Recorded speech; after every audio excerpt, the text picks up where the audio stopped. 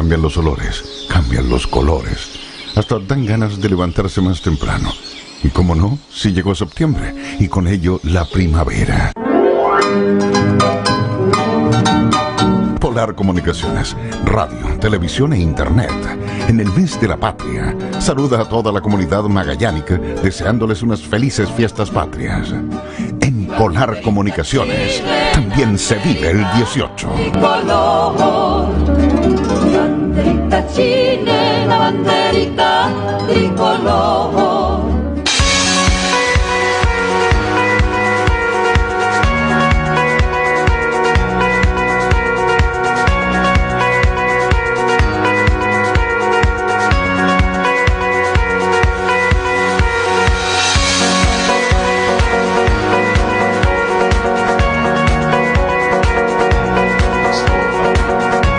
De la mañana con 37 minutos.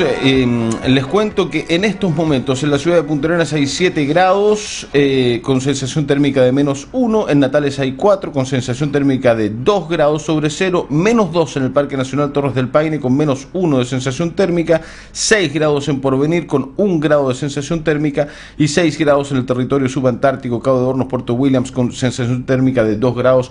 Aunque se escucha helado, la verdad es que tenemos una mañana bastante agradable y lo conversamos fuera de micrófono con nuestro primer invitado de la mañana, el juez Carlos Iturra, juez del Segundo Tribunal en lo Penal de Santiago. Me han dicho como el padre de la nueva ley de entrevista video grabada, así se le ha mencionado en diversos medios de comunicación, no solamente a nivel local, sino que a nivel nacional. Estaba leyendo algunas entrevistas en La Segunda también hoy día muy temprano. ¿Cómo está, Carlos? Buenos días, juez. Muchas gracias por acompañarnos a esta hora de la mañana. Muy buenos días y muchas gracias por haberme invitado a poder compartir unos minutos con los auditores de Radio Polar. Cuéntenos un poquitito de qué se trata este nuevo formato, por decirlo de alguna manera, de las entrevistas video grabadas, y usted ha sido muy autocrítico. Le leí algunas declaraciones respecto de cómo se estaban tratando estos temas con menores básicamente, y tal vez de repente falta, no sé si es tacto, si es conocimiento, si es preparación de los jueces para entrevistar a niños, a menores, es porque el tema ya por sí es complejo, ¿no? Sí, en verdad hemos sido autocríticos porque nos falta muchísimo el tratamiento que le damos a los niños. Yo diría que el sistema penal en particular está en deuda con los niños del país acerca del tratamiento que se les da en su paso, que es, como sabemos, no voluntario por el sistema penal. O sea, son víctimas, se ven arrastrados hacia un sistema el que para colmo los trata mal. Y fíjate que hace un tiempo atrás hubo una campaña publicitaria patrocinada por una fundación que ha tenido relevancia en este tema, Amparo y Justicia. Esa campaña se llamaba No me pregunten más. Ya. Y un poco graficaba, ¿no?, cuál es la situación, que consiste en que al niño se le revictimiza en el sistema penal de un modo tal que se le irrogan a veces daños que son hasta superiores a los que provienen del delito mismo que está siendo denunciado. Y ese daño proviene en primer término, aunque no únicamente, de su paso reiterado por el sistema. Fíjate que, para graficártelo de algún modo, el niño cuando pone una denuncia era o es hasta el día de hoy entrevistado, interrogado en la comisaría. Primero, el primer eslabón que tiene.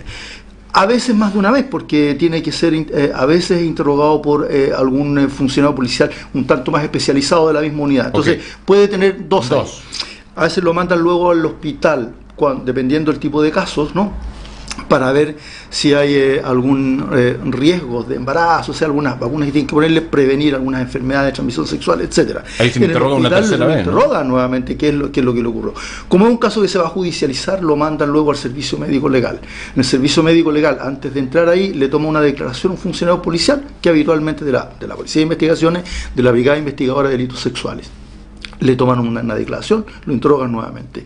Le dan el pase al médico legista. El médico legista, es lo que se denomina anamnesis, ¿no?, que es una interrogación previa, le vuelve a preguntar qué es lo que le ocurrió. Vamos en 5. Ya vamos en 5. Luego le va a tomar declaración un funcionario policial especializado, habitualmente un psicólogo o psicóloga de la Policía de Investigaciones. Ahí tienes otra.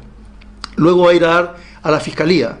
En la Fiscalía es probable que lo interrogue gente de la Unidad de Atención de Víctimas y Testigos de la Fiscalía, y luego el fiscal. Imagínate cuántas hay. 7. Y si es que se estima necesario hacerle un peritaje, sea de credibilidad, sea de daños, imagínate, ya tenemos un par más. Y luego va a ir al juicio. O sea, tengo 10. Qué increíble. Es increíble. ¿En cuánto tiempo? Bueno, eso puede tardar en total 1 año, 2 años. Lo que más demora ahí es el peritaje. Pero el hecho es que lo sobreexponen. Demasiado. Demasiado, tienen que recordar lo que ocurrió. Eso por una parte. Y por otra, es un contacto no especializado. Ya. Porque no hay nadie preparación. sabe. No hay preparación, no hay profesionales idóneos, ni métodos, ni lugares adecuados para hacer esas entrevistas. Entonces, lo que cambia esta ley es básicamente eso. Brinda mayor protección a los niños por una doble vía. Por una, disminuye dramáticamente la cantidad de veces que el niño tiene contacto con el sistema penal. Lo reduce básicamente a 2. Una entrevista investigativa videograbada que se efectúa en la etapa de investigación. Ya. Y luego la declaración judicial. O sea, 2. O sea, 2. Rebajar todo a 2 solamente. Rebajar todo a 2. Además de rebajarlas, cada una de ellas se efectúa por un profesional idóneo, especializado en este tipo de materias. No necesariamente un juez o alguien relacionado con el sistema judicial. No. En la entrevista investigativa habitualmente será un funcionario policial, de Carabineros, Policía de Investigaciones, un fiscal, psicólogos de Unidad de Atención de Víctimas y Testigos, puede ser alguien del Ministerio del Interior. Pero no en el momento tampoco que se hace la denuncia como tal, ¿no? Posterior a aquello que no, es posterior, es muy cercano a la denuncia, pero es posterior. Ok. Pero fíjate que ya que tocaste la denuncia, mira el dato. Cuando un niño va a poner una denuncia, en la comisaría no se le va a interrogar. Ya. El niño, simplemente. Si es que va solo, cuestión que no ocurre habitualmente. Si va solo, el niño entrega una cierta información, se levanta un acta de eso y no se le hacen preguntas, ni siquiera tendientes a individualizarlo. Ya. Si es que él dice, a mí me llaman el mané, ya, o el manicero, ya, se quedó como el manicero. Okay. Punto, no le hacen preguntas. Si es que va acompañado de un adulto responsable, que es la situación más habitual, ¿no? Sí. Lo mismo con el niño, no le hacen más preguntas, solamente levantan acta. De lo que se aprecia además con los sentidos, si es que tiene la ropa desgarrada, si es que está llorando, en fin, ese tipo de cosas. Y al adulto se le pueden hacer preguntas respecto de lo que ocurrió, la participación, de quiénes fueron los autores, en fin. Pero al adulto se le hacen preguntas sin la presencia del niño. De manera que el niño nunca escucha qué preguntas le hacen a los adultos y tampoco escucha las respuestas que te entregan. De manera de no contaminar la información que tiene el niño. Así se recibe la denuncia y luego se encapsula hasta la entrevista investigativa. Y en esa entrevista, como te digo, es un profesional idóneo el que la toma en un lugar especialmente previsto para ese efecto, una sala especial, que tiene dimensiones especiales, un diseño especial, todo esto estudiado, digamos, ¿no? Con psicólogos, en fin. Y además la forma en que se aborda al niño está también protocolizada. Ya. Vale decir, se hace de acuerdo a una metodología internacionalmente también aprobada y basada en evidencia empírica respecto de cómo se aborda una entrevista de niños. De manera que ahí ya tienes, imagínate, las aristas, digamos, ¿no?, de un sistema nuevo de protección. No lo interroguen más de 2 veces, disminuyan sus contactos con el sistema penal. Y cuando los tenga, son en un entorno protegido, en una sala especializada, con un profesional altamente calificado, certificado por el Ministerio de Justicia para tal evento, y además sometido a un protocolo que está previamente aprobado. ¿Por qué demora tanto el sistema judicial en darse cuenta de esto que era tan obvio a la luz de los medios, de usted, por ejemplo, como juez, del sistema en general, de los propios políticos, de las autoridades? Porque esto se había hablado muchas veces antes, pero no se habían tomado decisiones como esta, que es fundamental. Tú dices que es obvio, y con eso apuntas, creo yo, en el corazón de una afirmación que hemos hecho hace rato, que consiste en que esto involucra un cambio cultural. Involucra un cambio cultural porque no solo modifica las ritualidades atingentes a una investigación o a un juicio, ritualidades procesales, ¿no? No solo modifica eso, sino que además involucra un sentido común distinto sobre la mesa. Y como sabemos que el sentido común es el menos común de los sentidos, sí. A uno le parece sorprendente que hayamos estado haciendo las cosas como las hemos estado haciendo hasta esta altura. Un niño no puede sentarse en un estrado a prestar declaración sobre abusos sexuales en medio de un entorno adultizado frente al agresor, frente a una serie de personajes que no conoce, abogados, en fin, y jueces que están en una tarima más alta, que es no solo solemne, sino que intimidante. Sí. A poco andar, creo yo, nos va a resultar de sentido común que, por ejemplo, a una mujer golpeada, ¿le hagamos el mismo nuevo procedimiento? Y ojalá en algún momento sí. nos parezca sorprendente, sí, pero ¿cómo teníamos una mujer? Teníamos una mujer primitiva. Todavía no hemos llegado allí, digamos, ¿no? Pero debería causarnos alguna sorpresa, digamos, ¿no? Deberíamos ruborizarnos, a lo menos, de lo que hemos hecho. Sí, ahora se abre una puerta muy interesante, jueces, en términos de que es el sistema judicial, ustedes los jueces, los que están dando una señal muy interesante respecto de este nuevo sentido común, cómo evolucionamos como sociedad, porque hay una señal desde un poder del Estado, como es el Poder Judicial, respecto de que, ¿saben qué? Los tiempos van cambiando, nuestra sociedad va cambiando, y ayudémonos también a cambiar en el buen sentido, por este camino que tiene más humanidad, que tiene más dignidad, ¿no? Así es, mira, afortunadamente, cuando los cambios están maduros, es decir, cuando forman parte de un cierto sentido común, en un sector de la sociedad, se nota, porque esto está aquí, no es una inquietud que haya nacido exclusivamente en el seno del Poder Judicial. Esta es una inquietud que han compartido en el Ministerio Público, en las policías, en Carabineros, en fin, aquí están todas las instituciones que están vinculadas al proceso penal, de algún modo comprometidas en el cambio. Y ha tenido un rol, como te decía, importantísimo también la sociedad civil, como es la Fundación Amparo y Justicia, que ha jugado un rol central en la promoción de estas ideas, invitando especialistas extranjeros a seminarios, haciendo diplomados en Santiago, en fin. Se va generando una suerte de comunidad que involucra comunión de ideas, de sentires, de objetivos, y van cristalizando entonces las cosas. Se pueden transformar en un proyecto de ley y luego esto cristaliza. Cuando eso no ocurre, te sientes un poco como alguien que está simplemente planteando su inquietud y que el mundo no te escucha. La palabra al viento, se la lleva el viento. Se la lleva el viento, así es, y pueden generar frustración. Bueno, usted no ha sentido eso, claramente. No. O al principio sí. Porque los sistemas son medio titánicos en términos de que cuesta que se muevan, ¿no? Al principio sí, al principio a ratos se siente frustración porque de pronto hasta tus colegas te pueden dar con el mocho del hacha, digamos, sí. en algunas cuestiones, y dice, caramba, ¿cuándo esto está aquí? ¿Cuándo voy a ser capaz de poder explicar con suficiente razón y convicción como para lograr en todos una adhesión consciente, voluntaria, en fin?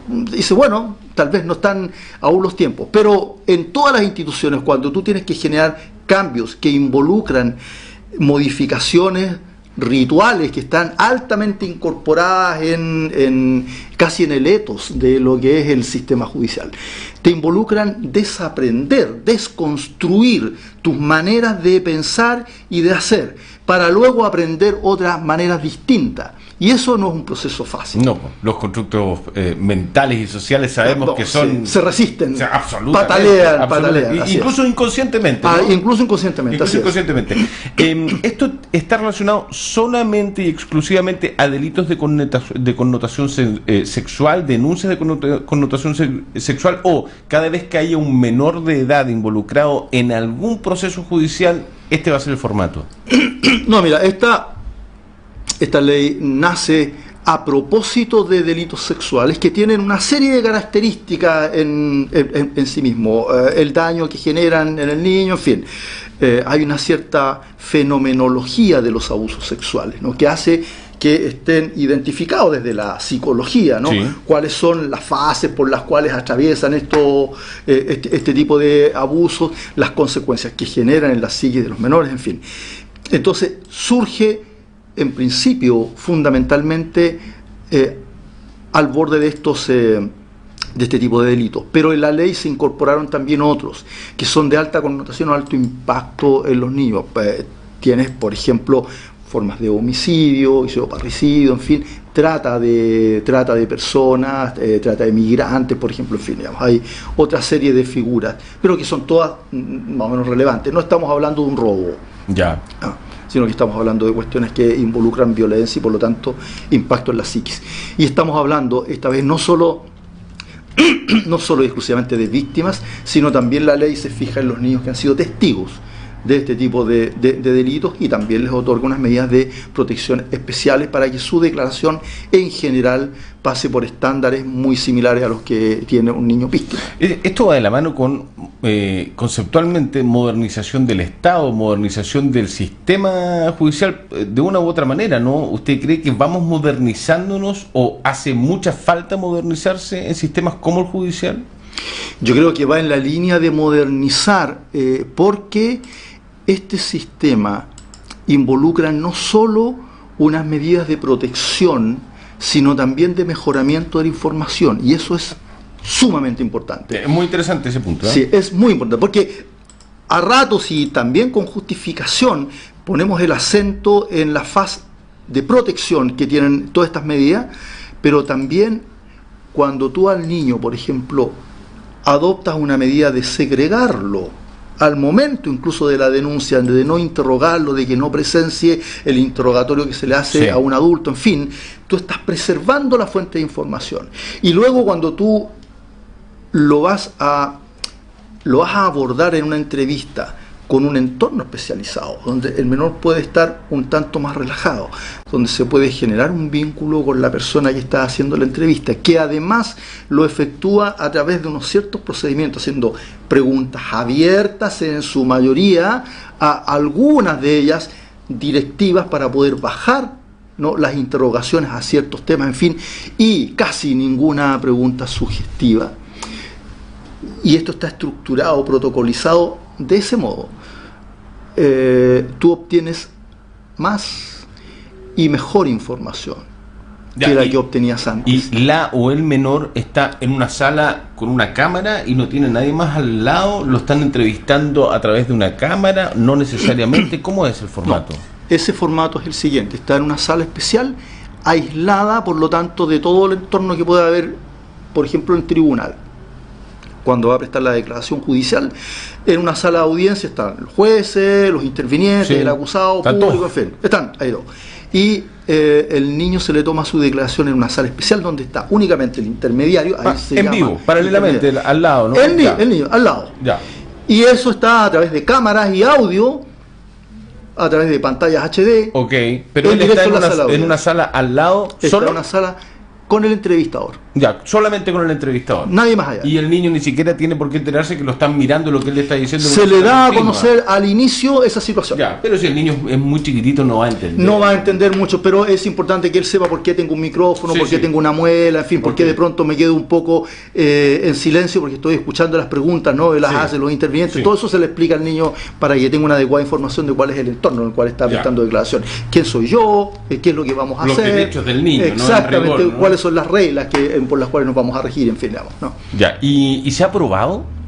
¿Se ha probado de alguna u otra manera o esto es solamente teoría, juez? No, esto se ha probado, por eso en el Poder Judicial comenzó una experiencia piloto a este respecto por allá por el año 2009, 2010, o ya en ese entonces, por ahí por el 2012, ya una resolución del Pleno de la Corte Suprema de construir salas en la mayoría de las ciudades cabeceras de corte, distribuir otras en las ciudades más importantes, más grandes, y por lo tanto abordar de una manera distinta la entrevista con los niños. Y se incorporó esta tecnología.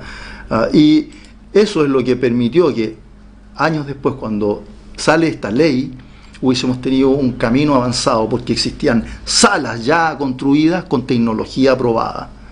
Y eso permitió entonces homogeneizar el diseño de las salas y la tecnología que va asociada para que todas las salas que hicieran el resto de las instituciones, el Ministerio Público, Policía de Investigación, y con recursos, pues invertir ahí, pues si no debe ser barato implementar las salas. No es barato, pero fíjate que como ¿para qué vamos a hacer las cosas tan bien si las podemos hacer a media, un poco mal? Digamos, la ley no trae recursos asociados. Sí, por la típica. Entonces ha puesto de cargo de las instituciones el gestionar, digamos, sus propios recursos para ir a hacer estas construcciones y habilitar lugares. Como la escasez en economía es el centro, digamos, de lo que genera la preocupación de los economistas, acá también hay escasez. Por lo tanto, hemos tenido que distribuirnos la responsabilidad económica y decir, claro, mire, a ver, ¿cuántas salas tenemos a lo largo del país? El Poder Judicial tiene salas aquí, aquí, aquí, acá. Bueno, ¿cuántas más pueden construir? Mire, podemos construir tanto y cuántas más, digamos. ¿Dónde van a faltar? En tales lugares. Ministerio Público, ¿cuántas salas va a construir? Nosotros podemos construir, entonces, acá, acá, y así. Carabineros, Policía de Investigaciones. Y entonces vamos compartiendo la responsabilidad para lograr cobertura de sala especializada con los niños. Y paralelamente, efectuando los procesos de formación técnica de los entrevistadores, que no son azarosos, digamos. La ley... ¿Esos entrevistadores son jueces, son abogados, no. son psicólogos? ¿Qué tipo de profesional son? Los que hacen la entrevista, que se van a preparar. Los que hacen la entrevista investigativa, estamos hablando de una diligencia de investigación, está a cargo de funcionarios que pertenecen a los órganos vinculados a la persecución penal. Ministerio Público, Policía de Investigaciones, Carabineros, fundamentalmente ellos, se preparan técnicamente. La ley establece cuál es el tipo de materias, porque tienen que prepararse, está absolutamente regulado la malla curricular, su contenido, su extensión, la cantidad de pruebas, las habilidades, digamos, prácticas, los exámenes, la complejidad y finalmente los requisitos para estar, entre comillas, egresado, y luego que el Ministerio de Justicia chequea que todo eso está ahí, se cumple, otorga, recibe una certificación. Entonces, para la fase de investigación pertenecen a esos órganos. En la declaración ya judicial, en el juicio, puede actuar como intermediario ahí con el niño, ya sea uno de estos mismos funcionarios o alguno de los jueces del tribunal, que debe estar también preparado, certificado. ¿Cómo cambia la relación con la prensa? Porque uno ve de repente cuando hay casos que son, voy a ocupar el concepto, escalofriantes, que tienen relación con algún menor, hay veces que los medios de comunicación, escritos, digitales, cuentan con lujo de detalle algunas cosas, y uno dice, ¿cómo es posible que se pueda informar? Yo siendo periodista, de repente uno dice, vaya, y todos hemos cometido errores, básicamente, incluso en el ejercicio de la profesión. ¿Hay algún cambio respecto de lo que sí y no puede informar un medio de comunicación con delitos o situaciones relacionadas con menores ahora? Así es, yo diría que se invierte la regla.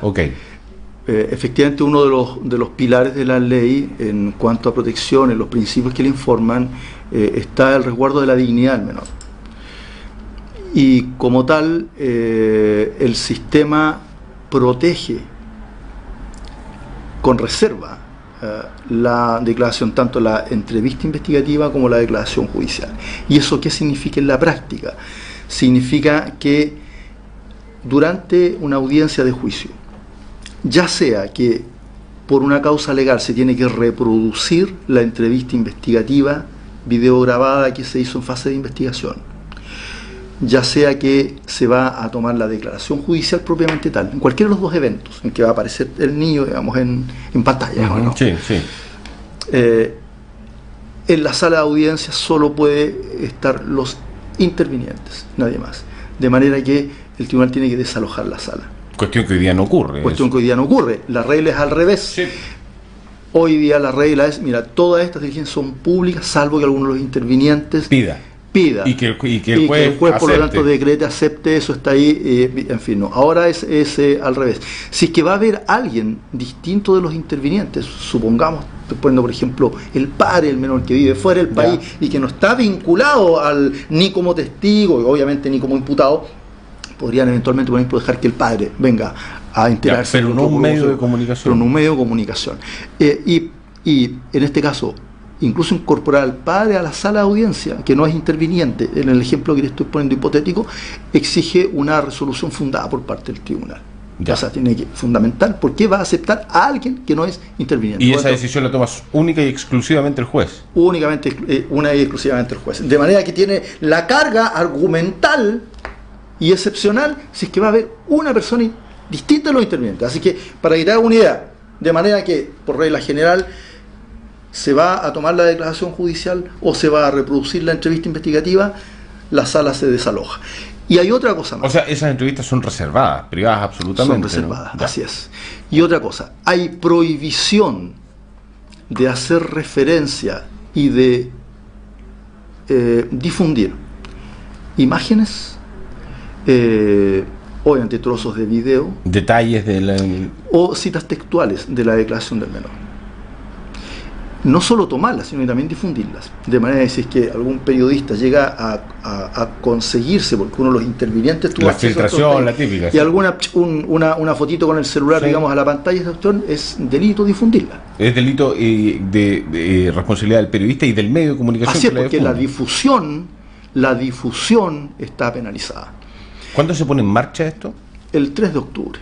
Ya, El estamos 3 de octubre. a nada. A nada, sí. A nada. Y por lo tanto, y lo que puede ser complejo es la difusión también de partes textuales de la declaración del menor, porque se está reproduciendo con eso. Si uno lo pone, y el niño dijo, comillas, bla, bla, bla, cierre comillas, Sí, pues. eso está prohibido. Y no solo eso, sino que también aquellos datos que permiten la identificación del menor. Entonces, tú tampoco podrías definir. El padre del menor abusado, Juan Pérez Ollarse, no sé cuánto, dijo que. Dijo, pues yo estaba hablando aquí del padre, sí, pero usted está entregando aquí una información que permite la identificación de manera directa al menor. Entonces, eso tampoco se puede. Carlos Iturra, juez del segundo Tribunal de lo Penal de Santiago. Se nos pasó volando el tiempo, pero ha sido muy informativa la charla, la conversación. Ojalá nos podamos volver a juntar, porque además creo que hay que darle rienda suelta a la información respecto de cómo va a partir este nuevo formato el próximo 3 de octubre. Juez, muchas gracias por habernos acompañado. Muchísimas gracias a ustedes por haberme invitado. Muy amable. Pausa y ya volvemos.